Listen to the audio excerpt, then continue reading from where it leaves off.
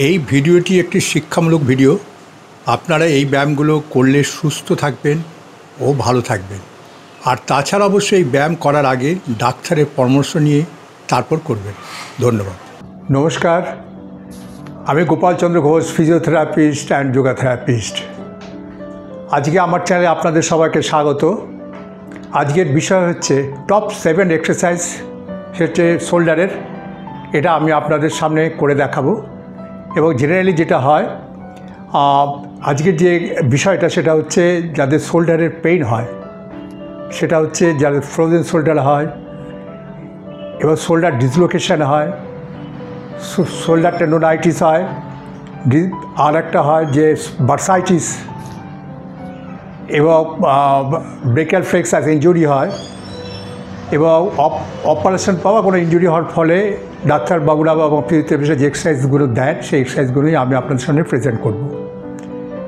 এবং যেটা করতে হবে যে এই রেজিস্ট্যান্স ব্যান্ড দিয়ে কীভাবে শোল্ডার এক্সারসাইজ করতে হবে সেটাই আমি আপনাদের সামনে প্রেজেন্ট করছি।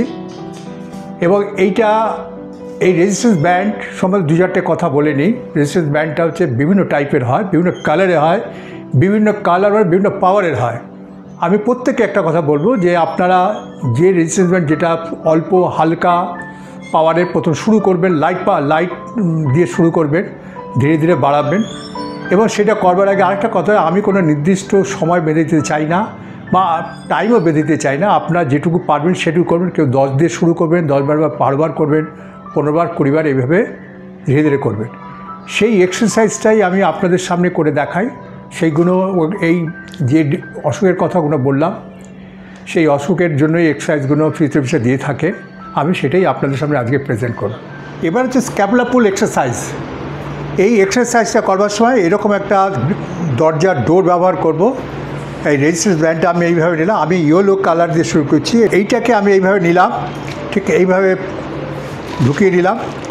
নিয়ে আমাকে প্রথম কাজ করতে হবে যে আমি এইভাবে দাঁড়াবো, স্ট্রেট দাঁড়াবো, এইভাবে দাঁড়িয়ে। এবং এইটা যেমন আমি স্ট্রেন্থেনিংয়ের কথা বলেছি, সঙ্গে স্ট্রেচ হবে এবং মোবিলিটি বাড়ানোর জন্য। স্ট্রেচ এবং মোবিলিটি বাড়ানোর জন্য এই এক্সারসাইজ কীভাবে শোল্ডার স্ক্যাপুলা কীভাবে স্ট্রেচ করবে এবং স্ট্রেন্থেনিং বাড়বে সেটা আমি করে দেখাই। প্রথমে এইভাবে দাঁড়াবো, স্ক্যাপুলা পুল ঠিক এইভাবে, ঠিক সোজা দাঁড়িয়ে ঠিক এইভাবে দেখুন শোল্ডারটা কীভাবে হচ্ছে, স্ক্যাপুলা পুল কীভাবে হয়ে যাচ্ছে, পুরো স্ট্রেচ হচ্ছে। আস্তে আস্তে এইভাবে নিলাম, ধীরে ধীরে আবার জায়গায় চলে এলাম।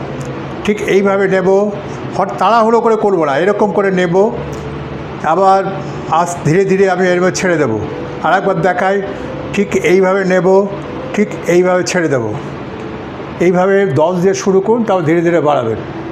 এবারে যে ফরওয়ার্ড ফ্লেকশন কীভাবে করব, আমরা শোল্ডারটাকে এবং আর্মটাকে সোজা স্ট্রেট রাখবো। আমার দাঁড়ানোর পজিশন ঠিক স্ট্রেট হবে। এইভাবে দিলাম, দিয়ে ঠিক এইভাবে নিলাম, নিয়ে এইভাবে শোল্ডার হাইট এবং 90 ডিগ্রি এইভাবে নিয়ে গেলাম। আস্তে আস্তে ধীরে ধীরে আমি জায়গায় চলে এলাম। আবার এখান থেকে শুরু করলাম, ঠিক এইভাবে নিলাম, নিয়ে এইভাবে কিছুক্ষণ 2 সেকেন্ড হোল্ড করে আবার এই ছাড়া নামিয়ে দিলাম। তাড়াহুড়ো করে এরকম করে করবো না, ধীরে ধীরে এইভাবে তুললাম, আবার ধীরে ধীরে বের করে নিয়ে এলাম। এইভাবেই 10 থেকে শুরু করবো, ধীরে ধীরে বাড়াবো। এবার হচ্ছে শোল্ডার এক্সটেনশন কীভাবে করব, ঠিক যেভাবে প্রথমে আমি দাঁড়িয়েছিলাম এইভাবে দাঁড়ালাম, দাঁড়িয়ে এবার এইটাকে নিয়ে পেছন দিকে ঠিক এইভাবে নিলাম, স্ট্রেট নিলাম, আবার জায়গায় চলে এলাম, এরকম আবার নিয়ে যাচ্ছি, আবার নিয়ে এলাম, এরকম করে করে ধীরে ধীরে নিয়ে যাব, আবার ধীরে ধীরে চলে আসবো, আবার নিয়ে যাব, ধীরে ধীরে জায়গায় চলে আসবো। এইভাবেও ঠিক 10 থেকে শুরু করবে।